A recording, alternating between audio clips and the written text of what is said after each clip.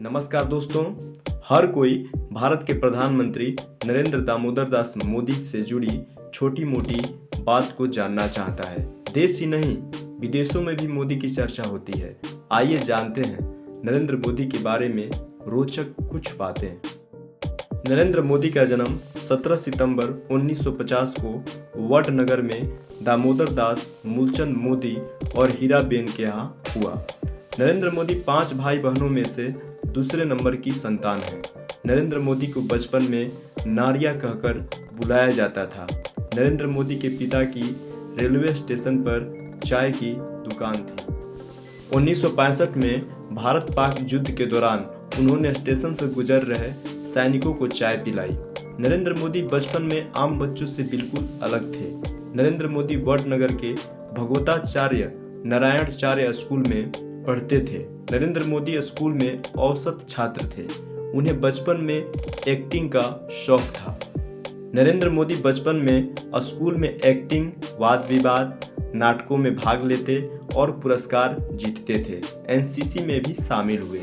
वे एक बार शर्मिष्ठा तालाब से एक घड़ियाल का बच्चा पकड़कर घर लेकर आ गए। माँ के समझाने पर वे वापस उसे तालाब छोड़कर आए। नरेंद्र मोदी बचपन में साधु संतों से प्रभावित हुए।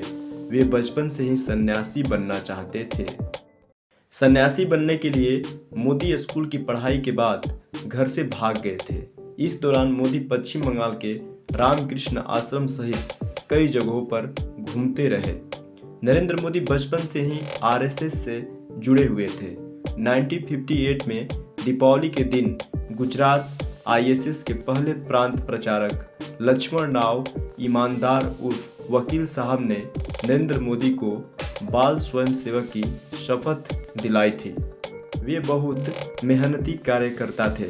वे आरएसएस के बड़े शिविरों के आयोजनों में मैनेजमेंट का हुनर दिखाते थे।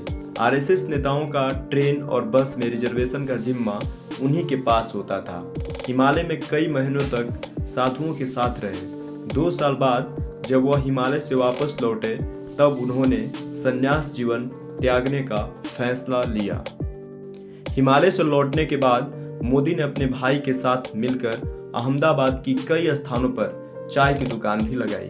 उन्होंने हर कठिनाई को सहते हुए चाय बेची। 18 साल की उम्र में नरेंद्र मोदी का विवाह उनकी मां ने बांसकाठा जिले के राजोसाना गांव में रहने वाली जसोदाबेन के साथ किया था। नरेंद्र मोदी बाद में घर छोड़कर संघ के प्रचारक बन गए।